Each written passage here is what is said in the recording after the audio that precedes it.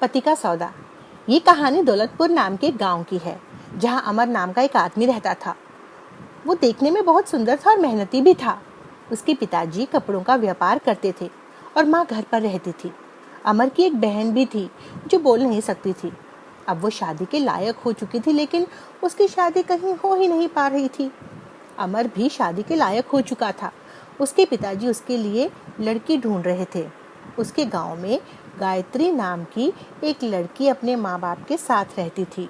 वो बहुत गरीब थे। गायत्री अमर को बहुत पसंद करती थी, लेकिन अपनी गरीबी के कारण वो कभी अमर से अपने दिल की बात नहीं कह पाई। एक बार की बात है, अमर के पिताजी राणा जी शहर गए थे। वहां जाकर वो अपने एक दोस्त से मिलते हैं। उनका दोस्त बहुत परेशान था। जब राणा जी ने उनसे उनके दुख का कारण पूछा तो उनके दोस्त ने कहा कि उनकी बहू ने उनके नाक में दम करके रखा है। राणा जी का दोस्त थोड़ा गरीब था, पर उनके बेटे ने एक पढ़ी लिखी और अमीर बहू से शादी की थी। अब वो उसकी और पूरे परिवार को उनकी गरीबी का ताना देती रहती है। राणा जी जब ये सुनते हैं तो उन्हें बहुत दुख होता है। वो अपना काम खत्म करके गांव लौट आते हैं। वो सारी बात अपनी पत्नी को बताते हैं तो उनकी पत्नी कहती है, वो तो कोई गरीब संस्कारी लड़की को ही अपनी बहू बनाएंगे। एक दिन राणा जी को पता चलता है कि उनके ही गांव में गायत्री नाम की एक लड़की है, जिसके पिताजी उसके लिए लड़का ढूंढ रहे हैं। अरे राणा जी, लड़के बहुत ही सुशील हैं। आपके घर में आ गई तो आपकी बहुत सेवा करेगी वो। पंडित जी, हमको पैसे की कोई इच्छा नहीं है। हमको तो बस अपने बेटे के लिए संस्कारी लड़की चाहिए, जो घर के बड़ों की भी इज्जत करे। तो बस माताजी, आपकी तलाश खत्म हुई। आप तो बस अब शादी की तैयारी कीजिए। अगले ही दिन वो अपने बेटे का रिश्ता लेकर गायत्री के घर जाते हैं। गायत्री को जब ये बात पता चलती है तो वो तो शादी के लिए तैयार हो ही जाती है, क्योंकि अमर तो उसे पहले से ही पसंद था। उसके लिए तो ये सोने पे सुहागा हो गया था। कुछ दिनों में अमर और गायत्री की शादी हो जाती है। गायत्री थोड़ी लालची किस्म की लड़की थी। वो खुश तो बहुत हुई कि उसकी शादी एक अच्छे घर में हुई थी, पर वो और भी अमीर बनना चाहती थी। उसकी बड़े बड़े सपनों की इच्छा थी। एक बार वो अमर से कहती है, सुनो जी, तुम अपना काम धंधा बढ़ाने की क्यों नहीं सोचते?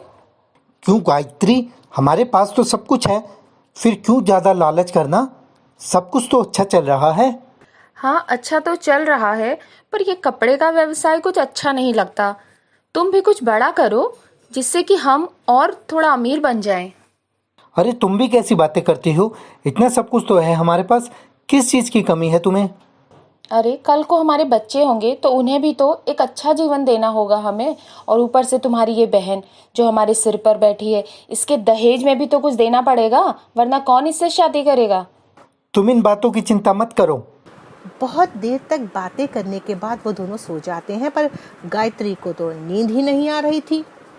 वो तो अमीरी के सपने देख रही थी कि उसके पास एक बड़ी सी गाड़ी है, बड़ा घर है, नौकर नौकरानी है जो उसके चारों तरफ घूम रहे हैं।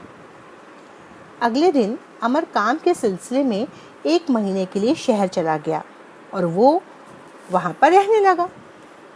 वहां उसकी मुलाकात एक लड़की से हुई जो कि बहुत अमीर थी।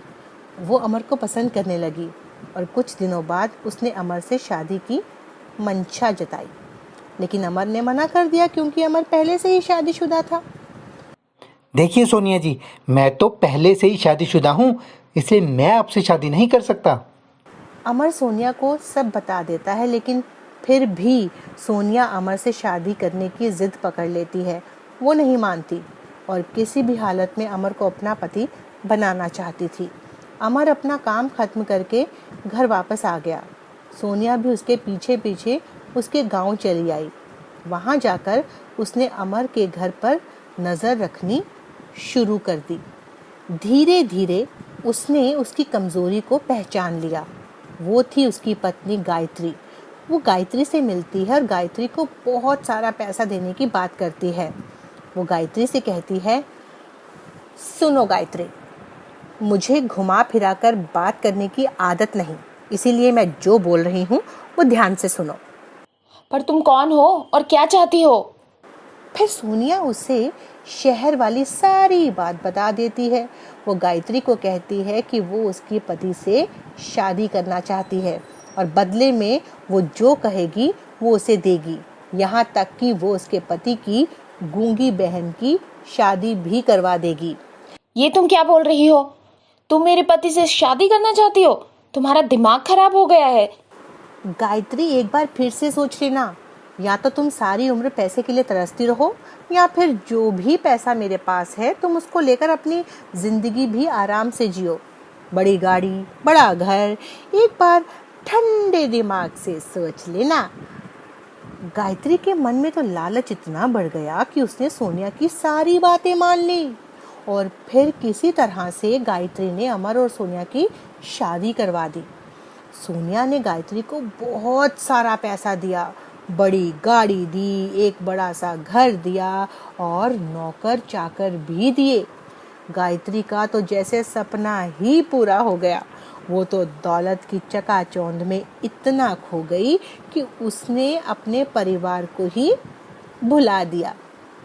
इधर धीरे से सोनिया और अमर ने नज़दीकियां बढ़ने लगी थी। सोनिया अमर का बहुत ख्याल रखती थी और उसकी माँ बाप का भी ख्याल रखती थी। वो गायत्री की तरह बिल्कुल नहीं थी। उसकी पैसे की बिल्कुल भी कोई ऐसी इच्छा नहीं थी, कोई लालच नहीं था। वो तो बस दिन रात अमर और उसके परिवार का ख्याल रखती थी।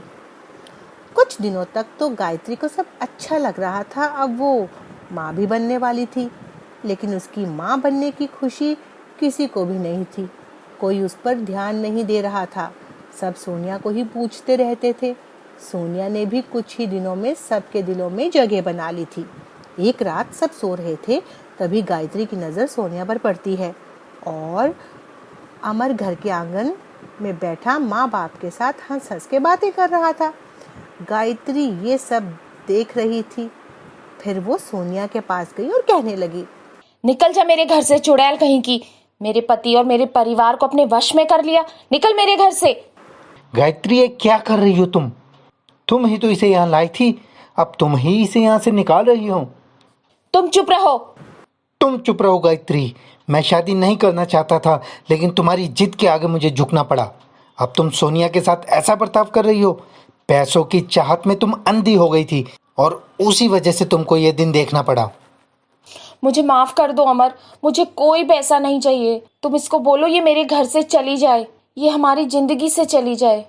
गायत्री सोनिया को धक्के मारकर बाहर निकाल देती है और दरवाज़ा बंद कर देती है और अमर को भी अपने साथ अपने कमरे में ले जाती है। कुछ देर बाद वो सो जाते हैं, लेकिन अमर को नींद नहीं आ रही थी। उसे तो सोनिया का ही ख्याल आ रहा था।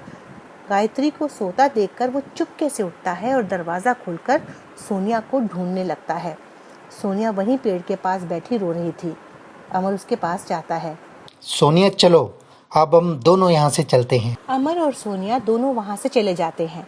सुबह जब गायत्री की आंख खुलती है तो वो देखती है कि घर पर अमर नहीं है। वो उसे पूरे गांव में ढूंढती है पर अमर कहीं नहीं मिलता। वो थकी हारी घर वापस आ जाती है और रोने लगती है। उसे रोता देखकर उसके ससुर उसके पास आते हैं। देख बेटा गायत्री, ज्यादा लालच अच्छी बात नहीं। तेरे इसी लालच ने आज तेरी ये हालत कर दी। मुझे माफ कर दो पिताजी, मैंने अपने लालच के कारण अपने पति का सौदा कर दिया। अब मैं क्या करूं? तू चिंता मत कर बेटी, अमर वापस आ जाएगा।